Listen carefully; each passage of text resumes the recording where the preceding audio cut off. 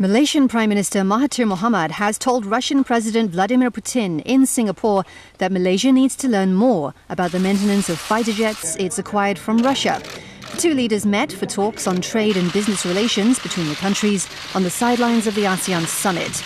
Southeast Asia's third-largest economy owns 18 Russian MiG-29 fighters, nearly half of which are grounded, and 18 Sukhoi Su-30 MKM fighter jets.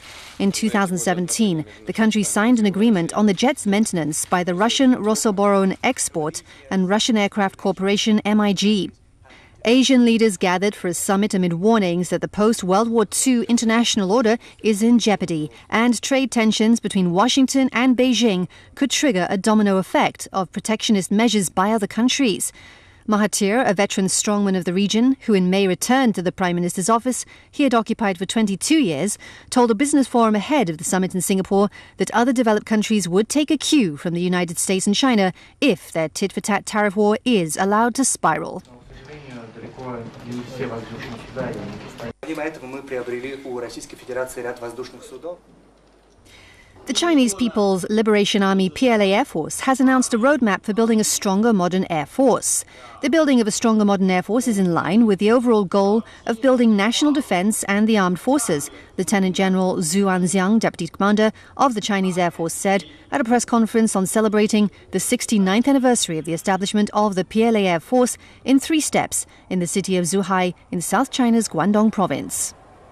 The second step requires the Air Force to improve strategic capabilities and modernize its theory, organizational structure, service personnel and weaponry.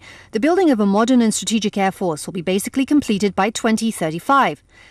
The third step will see the Air Force fully transformed into a world-class force by mid-21st century, which will be supportive for the realization of the Chinese dream of national rejuvenation and the dream of building a powerful military, Zhu said.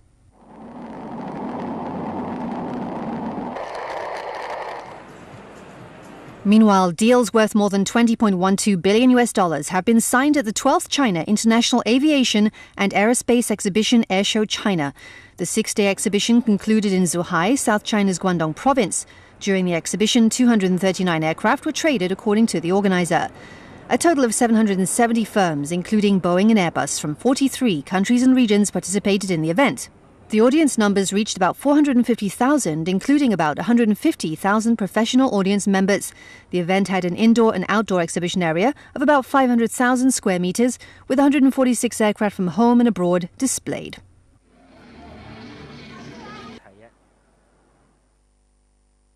Chinese President Xi Jinping's upcoming visit to Papua New Guinea has captured the attention of local media. Xi is to pay state visits to Papua New Guinea, Brunei and the Philippines until November 21st and is attending the Asia-Pacific Economic Cooperation APEC Leaders Meeting today at Papua New Guinea's capital city of Port Moresby. It's the first time a top Chinese leader will visit the country. Xi's expected visit has also raised a sense of excitement and interest among media personnel in the country. During Xi's stay in Papua New Guinea, he will also meet with leaders from the Pacific Island countries that have diplomatic ties with China.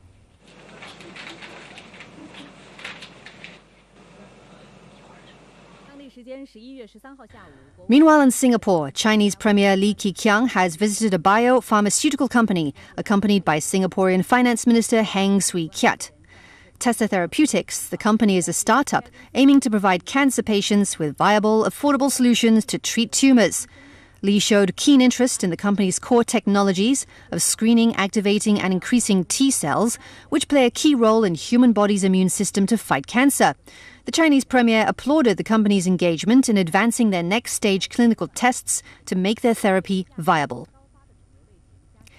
Li said China-Singapore cooperation in the related fields not only brings hope to more patients and their families, but also provides wider room for promoting Singaporean companies' research results.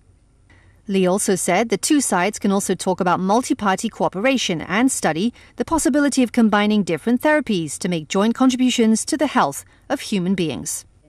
双方也可以探讨开展多方合作，研究将多种疗法相结合的可能性。 Over to Brunei, where the increasing exchanges between China and Brunei in the political, cultural and economic fields has inspired more and more people in Brunei to learn Chinese.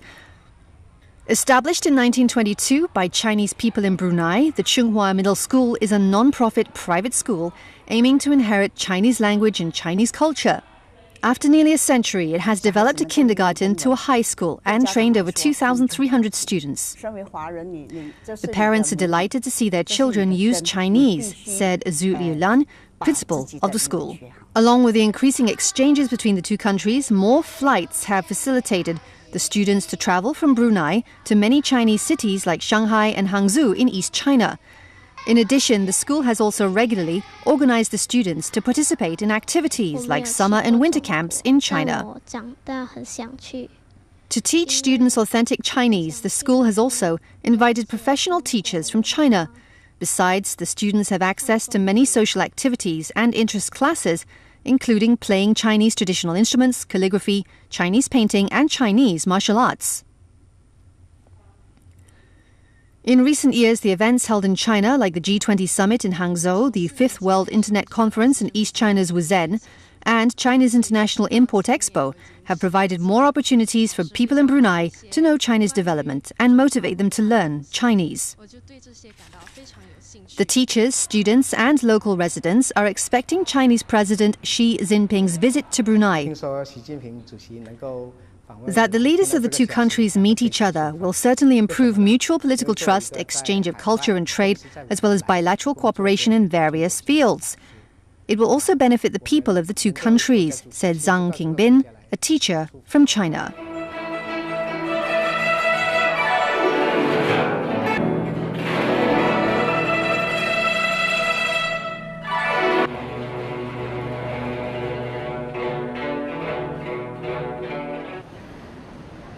Sri Lanka's Supreme Court suspended a presidential decree to dissolve parliament and hold fresh elections, heightening the country's political uncertainty. Sri Lanka has been in political turmoil since President Maithripala Sirisena fired Prime Minister Ranil Wickremesinghe last month and appointed a pro-China former President Mahinda Rajapaksa in his place. But the Supreme Court, hearing petitions by supporters of Wickremesinghe, delayed the latest presidential orders until December 7th. It will decide then on the petitions challenging the decree.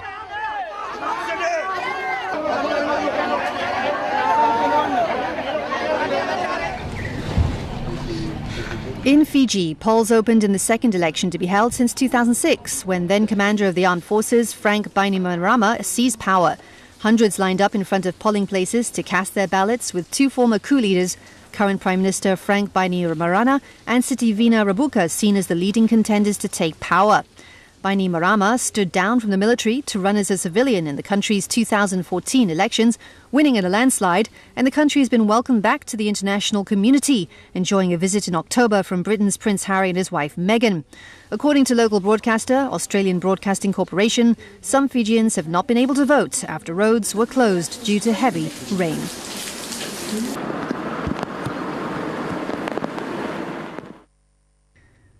This is a checkpoint at the civilian control line in Yeoncheon-gun County, Gyeonggi Province near North Korea.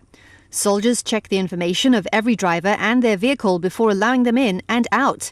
This security check system has been in place for decades, drawing complaints from those living inside the civilian control line. The residents complain that they have to undergo strict security checks whenever they leave and return, although soldiers already have all their personal information and can verify them more easily. Having accepted the residents' requests to ease access control rules, the Yeoncheon County Office and the military's 28th Division will introduce a new pilot security system next year. Under the new system, registered residents will use access cards while soldiers monitor them on surveillance cameras. It is significant that more scientific devices will be used to ensure security and convenience of residents. However, the current access control system will be maintained to check visitors who travel to visit security facilities or an observatory inside the civilian control line.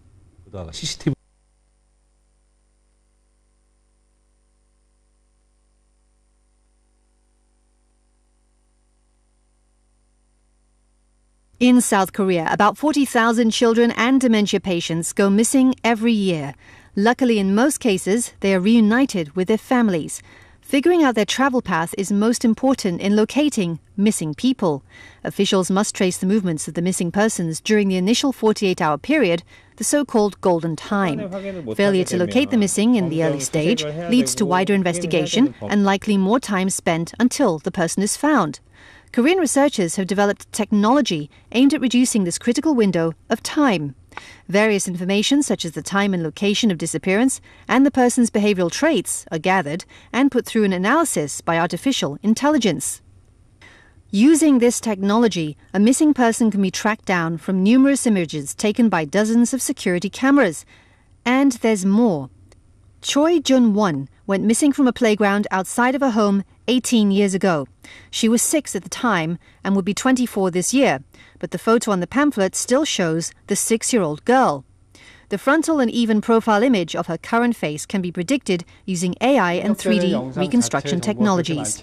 Researchers also seek to develop algorithms within the next 5 years to help identify special traits of dementia patients and project the current appearance of long-lost children through the use of genetic information.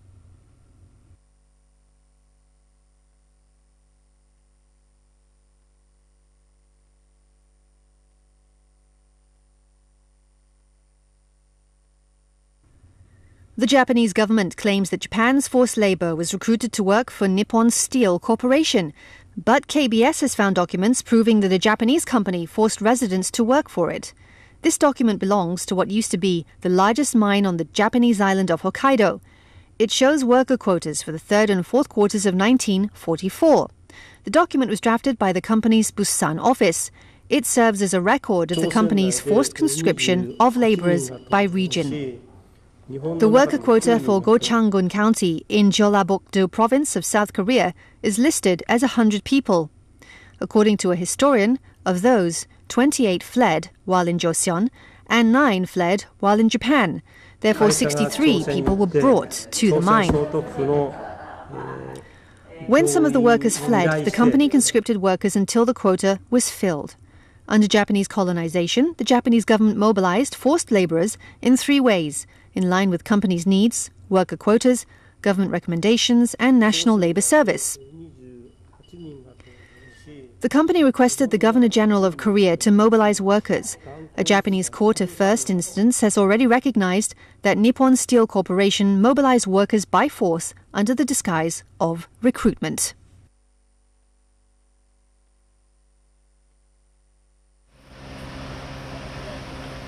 Women boxers training for a world championship starting in the Indian capital of New Delhi this week are wearing surgical masks, scarves and even T-shirts across their mouths as the level of air pollution rises several times beyond the safe limit.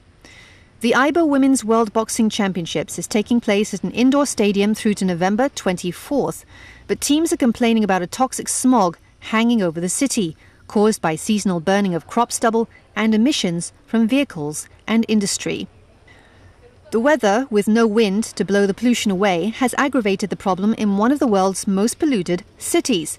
The level of deadly particulate matter, PM 2.5, that lodged deep in the lungs was at 407, about 8 times the safe limit, according to the reading by the Pollution Control Board. Prolonged exposure to high levels of PM 2.5 and PM 10, another pollutant, leads to respiratory illnesses. Doctors in Delhi have reported an increase in the number of patients with respiratory problems.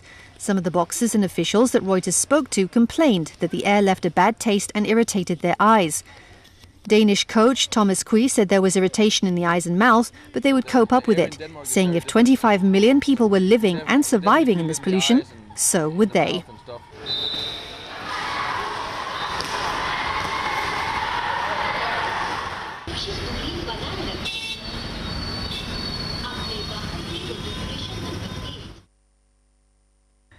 In Hong Kong, a 52-year-old woman who fell into a coma at a Sim Sha Tsui beauty clinic has died in hospital. The victim had allegedly received Botox injections. The woman fell into a coma at the beauty clinic. The clinic's owner, Dr. Franklin Lee, was arrested on suspicion of misleading a police officer and breaching the dangerous drugs regulations in terms of maintaining the record of dangerous drugs. The victim's death is still under investigation. Sources say the woman was also an asthma patient. A plastic surgery specialist says death from botulinum toxin is unheard of. Dying from botulinum toxin is very rare. However, in 2003, a 71-year-old woman fell into a coma and died after undergoing a liposuction procedure administered by Dr. Franklin Lee. Lee's medical license was suspended in 2009 for 5 months over 4 counts of professional misconduct. A lawmaker criticized the government for not regulating the medical beauty industry.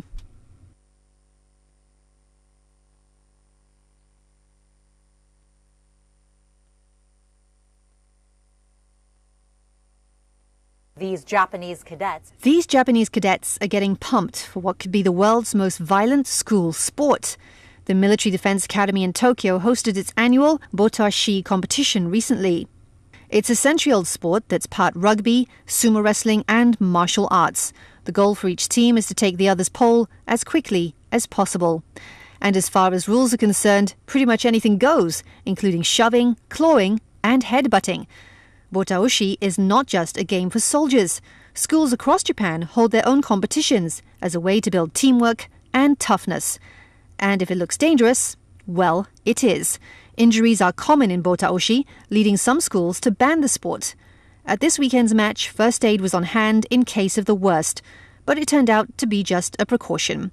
In the end, the blue team triumphed without anyone getting seriously hurt.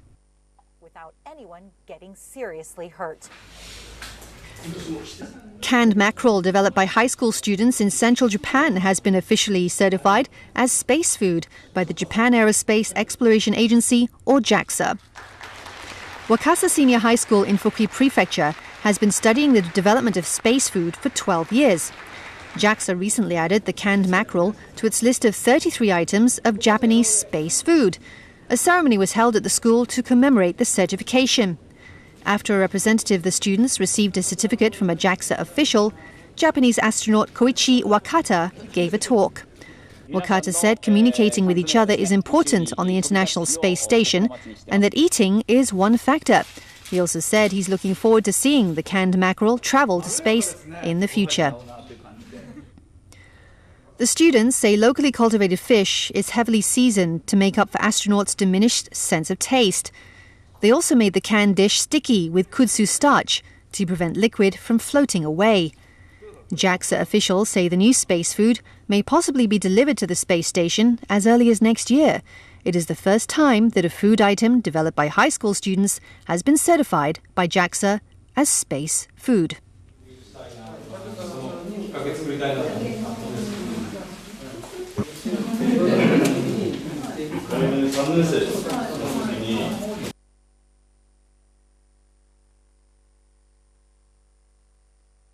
Hello, everyone. China's state-run Xinhua news agency unveiled artificial intelligence AI news anchors recently at the ongoing 5th World Internet Conference in China's Zhejiang province. The anchors made their debuts in both English and Chinese. The virtual presenters were developed by using software, including facial recognition, facial modeling, and speech synthesis. They will read out text that has been registered into the system. According to Xinhua, they are the world's first AI news presenters who have become members of its reporting team and can work 24 hours a day on its official website and social media platforms. 我从来不用休息，人脸识别、人脸建模、语音合成以及深度学习等多项人工智能技术将我铸造。